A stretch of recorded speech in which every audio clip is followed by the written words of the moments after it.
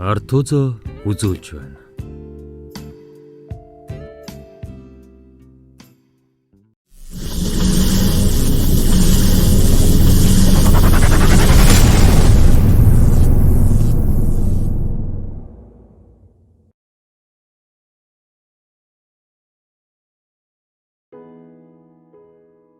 Зохиолч Цэндийн байгалмаа. Маргааш гэж өдөр байдгийг хизээч бүү март. Араман.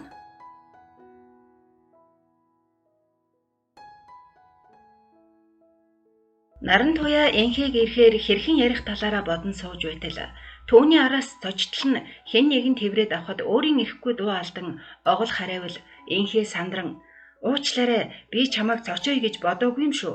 Уучлаарай. Чи ямар мангар юм бэ? Яг зүрх амар гарах гэж байна штэ. Зүрх чинь их томоо. Амар багтаж гарахгүй, санаа зовлтгүй. Хэмээгээд энийхэд наран туяач тэсгэлгүй энэ далдан. Чи нэрээ хэдэд ирнэ гिचгээд хэдэн цагт ирж байгаа юм бэ? Тэгээд хоцорчхоод хүн зочоогоод ийм найз байдаг юм уу? Хэмээн худлаа уурлаж буй дүр үзүүлбэл энхээ үнэхээр гэмшиж буй бололтой. Харин тийм ээ. Яг гарах гэсэн чухал ажил гараад нухад суусаар байгаад цаг ийм орой болсныг мэдсэнгүй. Ямар ажил гэхээрээ бүхэл бүтэн хүн мартуулахад хүрэгдэг байна. Хэмээн худлаа үгийн далимд мэдэж авахаар далим гарсанд олзуурхан бушуухан өлгөж аваад хэлбэл. Харин санаандгүй байж байгаад нэг юм олоодоо. Тэрийг тайлж унших гэж тол бичиг эргүүлсээр байтал хамаг цагаа авчихлаа. Ямар хэл дээр юм бэ? Би англи хэл гадарлана л да. Хэмээн худлаа хинэггүй царайлан хэлбэл энхээ гараа сунган гараас нь атгаад.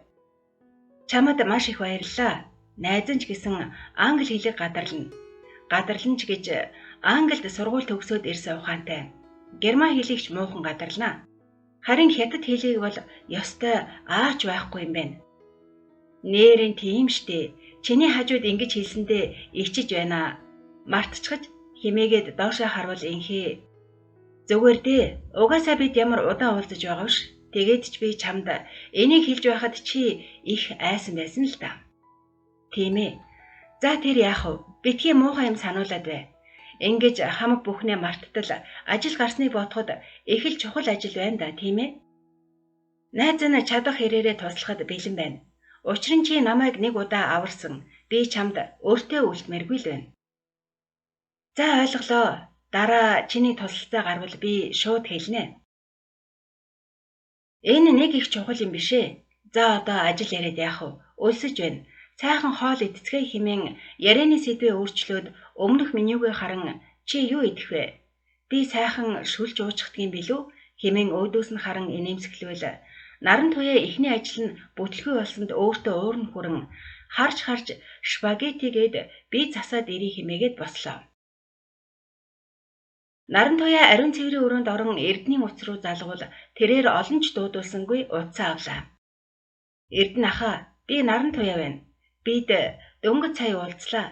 Энхээ ирнэ гэсэн цагаасаа хоцроод. Энхэ чи хаанаас ярьж байна? Би ариун цэврийн өрөөнөөс ярьж байна. Хэний? Энхээгийн гэрт байгаа юм уу? Үгүй дээ, бид хоолны газар байна. Тэгвэл сайхан хооллоорой. Маргааш би өөрөө чам руу ярий. Химээгээд хариу хэлэлгүй уцаа таслав. Наран туяа яагаад ч юм бэ сандран хэсэг азан тайвширч аваад гарах гэтэл өмнөөс нь энхээ ороод ирэх нь тэр. Наран туяа сандарсандаа өөрөө ирэхгүй эг магхийн шууд очин суудалтаа суух гэтэл энхээ түүний гараас татан өөрлөгөө эргүүлээд чи зүгээр үү? Зүгээрээ яасан? Наад царай чинь бас би засах гэж зөндөө удаад байхаар чинь санаа зовоод үзэх гээд очиж байлаа. Чи дөнгөж ирээд байсан тэр юм уу? Химэн яриаг нь сонсоогод баярлан бушуухан асуувал энхээ толгой дохиод түүнд суудлыг нь арагшлуулан суулгав. Хэдий бүх зүйл жин там байгаад баярлаж байсан ч яагаад ч юм хэрэг хийсэн хүн шиг бүлтгэнэн хоолойч олигтой идэж чадахгүй энхээгийн асуусан асуултанд ганц нэгээр хариулан сууж байтал энхээ түүний энэ байдлыг хэдийн ажиглаад нараа чи нэрээ зүгээр үү? Өнөөдөр нэг л биш байх шиг.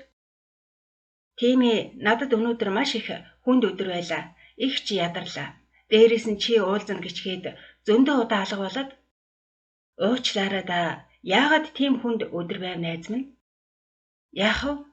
Ажлаасаа хэмээснэ гэнэт түүнийг эхнэрийнхэн сургуульд ажиллаж болохгүй гэж хэлж байсан Эрдэнийн үг санаанд нь ороод за юу ч бишээ нэг их чухал юм биш хэмээн худлаа булзааруулв.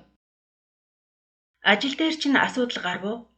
Ингээд чи хаана ажилдгаа надад юур хэлж байгаагүй юм байна штэ. Наран туяа сандарсандаа юу гэхээ мэдэхгүй балмагдан өмнөх уснасаа хэд сайн балгаад. Би чамд туслах гэхэд чи надад бас л ажлынхаа тухай ямар асуудал гарснаа хэлэхгүй байсаар байгаад яриа булзааруулсан биз дээ. Ийм болохоор би хэлэхгүй мэдээ химээгээд тоглоом болгон өнгөрөөхөөр шийдэн хилээ гаргуул энхээ бүх хүнийг цочтол чангаар инээд алдаад. Чи яг жаахан хүүхчиг юм аа. Яадаг гинэ. Алив дахиад нэг хилээ гаргадаа. За байз. Би таах гээд оролдоод үздэг ч юм уу? Чи англи хэл муугүй мэднэ гэсэн. Тэрийг чинь бодохоор чи нэг бол англи хэлний орчуулагч, өгийн бол англи хэлний багш байх. Ер нь багш юм байна. Сая яг л жаахан хүүхчиг хилээ гаргаад одоо 10 жилийн хүүхдүүд ч ингэхгүй. Чи хэлний цэцэрлэгийн багш болж таарлаа. Би таасан уу? Наран туяа багш гэхийг дуулаад хүйтэн хөлсөн чайхарч байсан ч цэцэрлэгийн гэдэг үг нь түүний бодоод олоогүй санаа байсанд олзуурхан. Тийм ээ, чи таачглаа. Би цэцэрлэгийн багш байсан. Гэвч өнөөдөр ажилласаа халагдчихлаа. Чи яг мөрдөгчийг л мэдэж байна шүү. Би мөрдөгч штэ. Химэн аяархан хэлбэл наран туяа суудал дээрээ огол харин. Нэр гэж юу? Чи тэгээд яагаад дандаа энгийн хувц өмсдөг юм? Химэн үнэн сэтгэлээсээ асуувал энхээ нулимсаа гартал инээгээд. Чи нэрээ яг цэцэрлэгийнхээ хүүхчиг болчихжээ. Хөөхөн ч юм уу? Ийм эмэгтэй урд нь таарч байгаагүй болохоор ёстой сонирн байна. Би мөрдөгч бишээ. Битгий санаа зов. Яасыг сандарч байх юм. Яасан цэцэрлэгээсээ юм шууж байгаад баригдчихсан уу? Химэн энээсэн чихтэй нулимсаа арчаад асуувал наран туяа жинхнээсээ уурлан. Чи ямар тоглоомтой юм бэ? Би тийм тоглоод орхичмоор гинэ охин шиг харагдаад байна уу? Хүн хүндээ итгэхээ болсон энэ нийгэмд чинь ядаж нэгэн ч гэсэн хүнд итгэж болохгүй гэж үү? Бид хэр удлаа гэж чи надаар ингэж тоглож байгаа юм. Тийм ээ, тийм. Би их итгэмтгий гинэ хүн. Тиймдээ ч хаяад гадаад явсан найз залууга над дээр ирнэ гэж хүлээж итгэж байдаг. Би ийм л тэнэг хүн. Одоо багч нь харав. Химээгээд хүй гэхийн завдалгүй босон явтал энхээ сандран хойноос нь очин араас нь тэрч аваад намайг уучлаарай да. Тийм ээ, чиний хэлдэг үнэн. Бид хэр удлаа гэж би чамтай ингэж ярьж байгаа юм, тийм ээ? Дахиж би ингэхгүй. Үгээ бодолтой хэлж байна. Үнэн дээр би чамайг хизээний мэддэг, өөрийн хүн шиг дотн сансандаа л ингээд хамаагүй ярьчихлаа. Уучлаарай да. Чиний наад их уучлаарайгаар чинь би яах юм? Тэгээд л юм л бол уучлаарай л гэх юм. За одоо ууран гарсан тийм ээ. Хоёулаа эндээс гарыг. Гарч найзыгаа аргатнаа. Хүлээж байгаарай. Би гал тооцоогоо хийгээд химээгээд суудлал руугаа гүйн яв. Наран туяа энхийг эргэх хооронд төрүүлэн тэкэн дээр очин тооцоогоо хийгээд эрэхтэл энхээ. Би эр хүн. Чамайг хоолнд урьсан. Тэгэхээр тооцоогоо би хийх ёстой. Харин битгий ингээрээ гуйж байна. Наран туяа юу ч хэлэлгүй мөнгөө буцааж аваад гарахаар цааш алхав. Энхээ тооцоогоо хийчгээд араас нь гарч ирээд чи бид хоёр ч хизээний хосуучийг ойлголцож байх шив. Юун тийм инээдтэй байна. Би лав ийм хостой хизээж болохгүй. Амьдралд ам гарч болдоггүй юм да бүсгүй минь. Би чамайг ингэх тусам чинь өөртөө дурлуулах гэж зүтгэх болно. Болох уу? Харж илвэ? Чи хэлсэн шүү. Хизээ нэгэн цагт амаа асуулгаваа. За тэр яах вэ? Чи ингээд санээр гүрвт ажилдаг гэлөө. Танаа гүрвч ажил нь барагддаггүй байхаа да, тийм ээ? Химэн Эрдэнийн зааж өгсөн үгийг хэлбэл инхээ харин наран туяаг тайвширч гэхээс өөрийг бодлгүй. Яг үнэндээ найз нь нарийн ширээнийг нь хараахан мэдэх болоогүй л байна. Ямар тач ажил ихтэй юм шиг байна үлээ. Юу гэсэн үг вэ? Чи яаж яваад тэнд ажилд орж чадсан юм? Тэр чинь нэг сонирн байна. хэмээн мөн л Эрдэнийн зааж өгсөн үгийг хэлбэл энхээ санаа алдаад.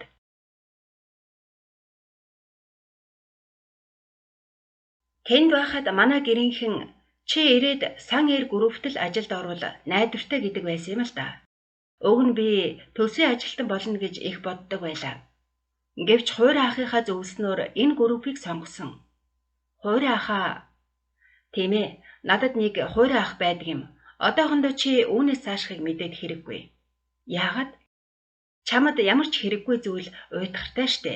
Химээгээд инээснэ. Ашгүй чиний уур гарчихсан уу?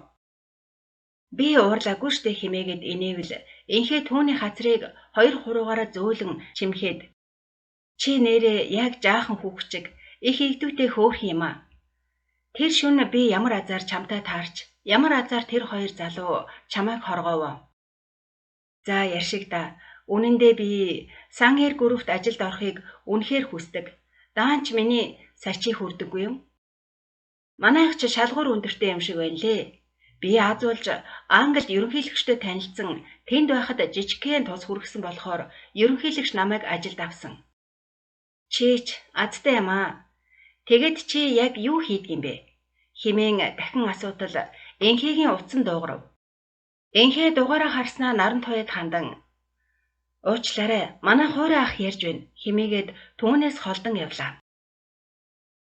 Энхээ эргэж хараад наран туяа түүний яриаг дуулахааргүй хол байгаад сая санаа намран.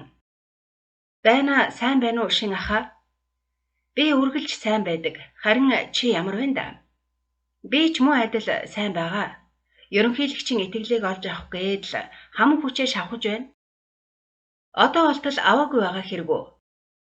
Эрдэнэ ерөнхийлөгч сансныг бодвол их хашир хүн бололтой намайг арай болоогүй гэд байлгаад л байна. За яах вэ? Та нарын хэлдгээр яарвал даарна. Ажилтан танилцж байна уу ядаж? Тэр харин тэгж байгаа шүү. Анхан шатны бүх ажиллагааг судалж мэдэх зорилгоор гар бие оролцож байгаа. Сайн байна, сайн байна. Сайн сураад мэдээд аваарай. Хожmoo чамд их хэрэг болно. Эн чинь юу гэсэн үг вэ? Одоохондоо мэдэхэд арай эрт байна. Чи Эрдэнийн баруун гар болонгуудаа надад заавал мэдэгдэхин мартаагүйз. Тэр цагаас ажиллагаа эхлэх болно. Ойлголоо, би үүргээ умартаагүй байгаа. Эн чинь юу гэсэн үг вэ? Монгол хэлийг сурч ядаж байгаа миний толгойг битгий эргүүлээд байгаарай. Мартаагүй байгаа гэсэн үг. Уучлаарай. Хамаатныхаа нэг залуугинд хид оччихсон чинь ийм хэллэг сурчиж химээгээд инээхэд тэр хүний хэллэг сурах яах вэ? Өмнөх ажиллаа л 10 хуруушигээ мэддэг болоодох. Мөн Эрдэнийн баруун гар бол хурдан тусмаа сайн. За ойлголоо. Би танд тэр даруйд нь хэлэх болно. Чи үүргээ мартаж хизээч болохгүй. Миний чамд явуулсан сургалтын төлбөр, бас бус зардал чинь бүгд миний хар дансанд хадгалаастай байгаа. Хэрэв чи нүүр буруулах юм бол чамайг би эндээ шоронд хийж, аавыг чинь бас хөөрхөн сандрахаа мэдэж байгааг мартаагүйз. Яалаа гэжтэй та надад найдаж болно. Би бүхнийг маш сайн ойлгож байгаа. За баяртай хэмээн уцаа таслаад хөмсөг зангидан уртаар санаа алдаад эргээд харвал наран туяа зогсож байсан газраа харагдсангүй. Гайхан уцруун залгавал хажууханд нь дуугарахад цочин гайхан тэр зүг рүү явн хэрв бүх яриаг дуулаад ойлгосон байвал зүйл дуусгахаас өөр аргагүй хэмээн шийдээд шийдмэг гихчин хурдан алхлан уцыг нь дуугарган яарвчлав. Энхээ уцыг нь дуудуулсаар очтол наран туяа газар хэвтэж байх нь тэрэ. Саяхан л хараар удаж байсан энхээ сандран дэрэгдэн очин наран туяа сэрээрээ чим нь яачих нь энэ вэ? Цэрэлдээ химэн толгойг нь өвөр дээрээ тавиад салгалсан гараар уцаа гарган түргэн дуутахаар залгаж байтал наран туяагийн утас дуугарав. Тэрээр уцыг нь аваад дугаарыг нь хальт гүйлгэн хаартал дугаараа нуусан байсанд бушуухан уцыг нь аваад наран туяа ухаан алдаад унчихсан байна химэн хилээд буцаан хий сандран түргэн яачих вэ? Нараа чи сэрэлдээ юу болчих нь энэ вэ химэн өглөн байтал түргэнж хүрээд ирэв. Сандрах зүйл алгадаа дүү минь. Хямраад ухаан алдаж унсан бололтой. Одоо тайвширч байгаа сэрхээр нь учрыг нь асууя химэн хүлээн авах юм ч хилээд гарав. Энхээ наран туяагийн гарыг атхан суусаар. Гэтэл нилээн байснаж байгаад наран туяа нүдээ аажуухан нээхэн тэр.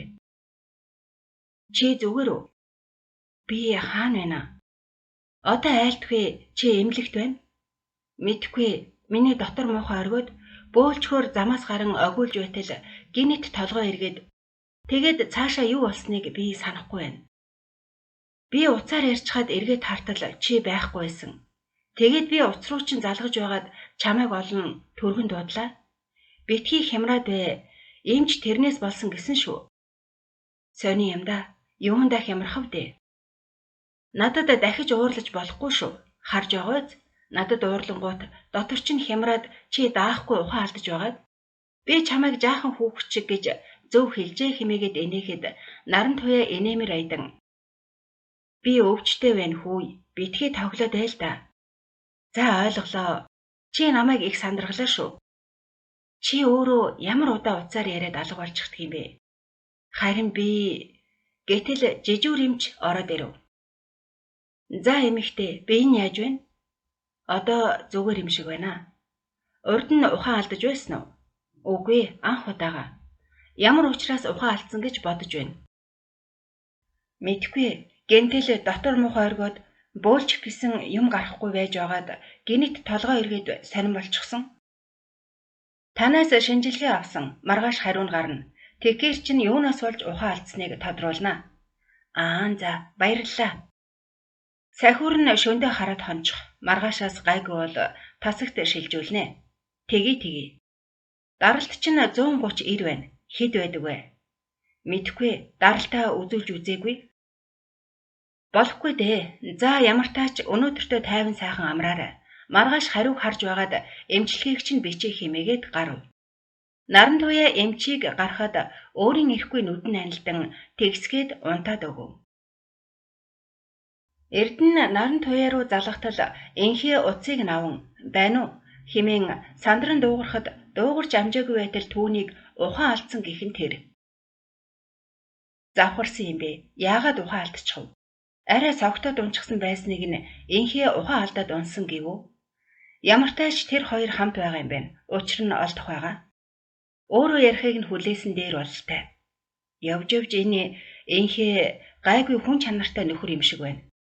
Нэг бол залуу улсын гэглэгэн сэтгэлээр наран туяад сэтгэл алдарчихсан байна уу? Төрөө ямар ч байсан нэг юм сонссон бололтой. Хэрвээ чухал биш байсан бол над руу тэгж хажууд нь шахам залгамааргүй юм хэмээн элдэг бодолд дарагдана. Маргааш нь ажил дээрээ эртэл Мөнхбат түүнийг хүлээж байсан бололтой удалгүй ороод ирэв. Ерөнхийлөгчөө, та сайхан амрав уу? Сайхан. За юу болж байна? Нөгөө тал бидний саналыг хүлээж авахгүй байна. Нэг их үн хэлээгүй. Угаасаа ханшин тийм байдаг л гээд. Таны урилгыг дамжуулсан. Ойрдоо ажил их байна. Яг ажил хийх гэхээр тохирвол хурч ирэй гэж байна. Муу санаатангууд. Та нар юу хараад л ингэж байгаа бол доо хэмээн амандаа өглээд. За би бүгдийг ойлголоо. Тэгж байгаад шийдвэрээ хэлье. Ямар нэртэй газар гэлээ хэмээхэд Мөнхбат хуурамч бичиг баримтаа түүнд үзүүлэн Лимфи хятад улстай нэлээд дээгүүр ордог корпорац юм байна лээ хэмээвэл Эрдэнэ авч үлдээд. За би дахиад сайн шалгаатахъя. Тэгж байгаад чамайг дуудана. Эрдэнэ Мөнхбатыг гарсны дараа хуулийн хамтрагч найз руугаа залган хятад улсын хөх хотод байх Лимфи корпорацийг шалгаж өгөхийг хүсэв. Өдийн цайны дараа өнөөх найз нь уцтаж байна.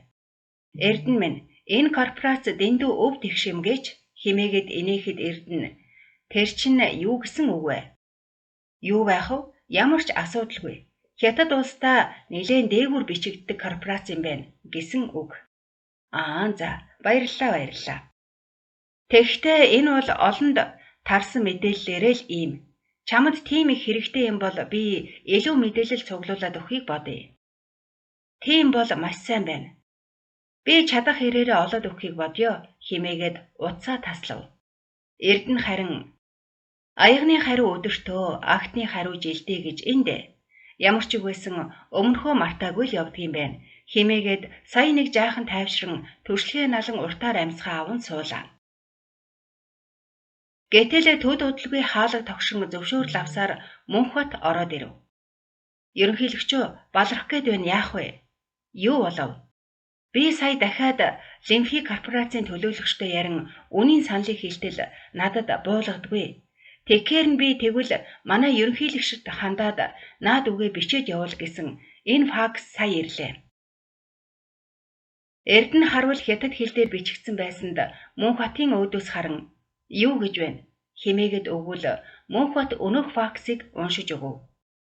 Монгол улсын сан эр группийн ерөнхийлөгч Эрдэнэ Тана. Таны тавьсан хүсэлтийг бид уншиж танилцлаа.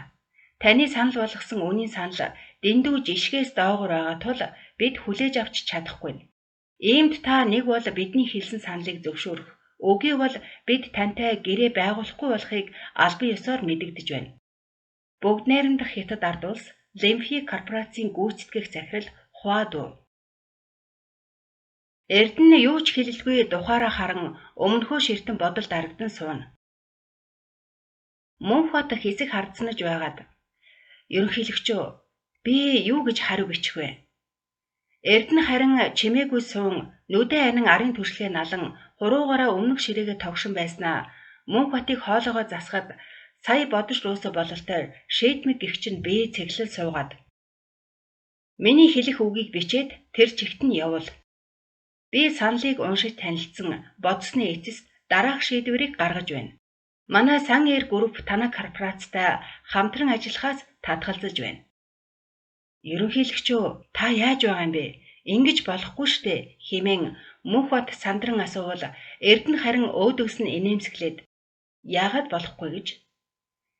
Эн чинь яригдчихсан ажил. Хоёр улсын харилцан итгэлцэл гээд химээтэл Эрдэнэ яриаг нь таслаад. Бид хамтран ажиллахыг хүссэн боловч хятадын тал биднийг дэндүү баг бодож байна. Эцсийн эцэст би эх орондоо байна. Би энэ л нутагтаа хэрэгтэй зүйл хийхийг хүссэн болохоос захын нэг данжаадын аманд ороод явмааргүй байна. Угаасаа хизээч тэгж явахгүй.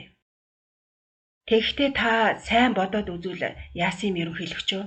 Арай өөр талаас нь бичвэл магад тэд нааштай хандаж үнийн саналаа бууруулж болох юм. Би нэг үгээ олон дахин давтах дургүй Мөнхбатаа. Чиний ингээд улаарад сандраад байгаа чинь надад харин ч их сэжигтэй санагдаад явчихлаа хэмээгээд тухаараа харвал Мөнхбат хэрэг бичдэж байгааг мэдэн хөлсөө арчаад үгүй би юунд ч улаараагүй. Би ч бас тантай адил Монгол улстай хэрэгтэй нэг ч гэсэн юм хийчих юмсан. Тэгээд түүнд нь гар бие оролцчих юмсан гэдэл хэмээвэл Эрдэнэ ёжтой нарахгүй инээгээд. Ойлгож байна.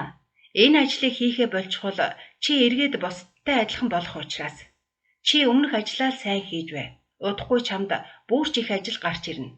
Шууд хэлэхэд манайх Америкт салбараа нээх гэж байгааг чи мэднэ. Тэнд ажилуулах этгэлтэй хүмүүсээ би шигшиж бэлдэж байгаа. Тийм л дээ. Тэгтээ ерөнхийлөгчөө би эндээс Монголоос явмааргүй байна. Эндээ би өөрийн хөлс хүчийг гаргамаар байна. За бодож үзье. Одоо яваад наад факса дамжуулчих. Тэгээд ямар хариу ирэх нь вэ? Харъя химээгээд ширээн дээр байх хог дахин боловсруулах үйлдвэрийн төсөл гэсэн гарчигтай хавц гарган унших нь дахин өөр ярих юмгүй гэх мэт. Санчир өрөөндөө ганцаараа л байв. Ирснээ бодвол овоо бусад хоригдлуудтай танилцсан өдрийг хурдан өнгөрөөдөг болов. Өглөө 6 цагт харгалзагч тод гэрэл асаан шүглээ дуугархад бүгд сэрцгэн. Босоод гар нүрээ угаачхаад өрөөгөө цэвэрлсний дараа зааландаа цуглан өглөөний цагаа авахар дугаарлаж зогсгож. Тэгээд өдрийн хоол болтол дуртай юмаа хийн зурагт үзэх нь үзэж, хөзөр тоглох нь тоглож, ном унших нь уншин байсаар өдрийн хоолоо эдцгээгээд өрөөнд нь бүгдийг нь цоожлон унтуулна. Унтлахын дараа тогтсон цагт мөн хаалга онгоон зааландаа гарцгаан өглөөний хийж байснаа үргэлжлүүлнэ. Тэгтэлч оройны хоолны цаг болж мөн хооллож дуусаад 21 цаг хүртэл дуртай зүйлсээ хийж байгаад өрөөндөө орцгооно.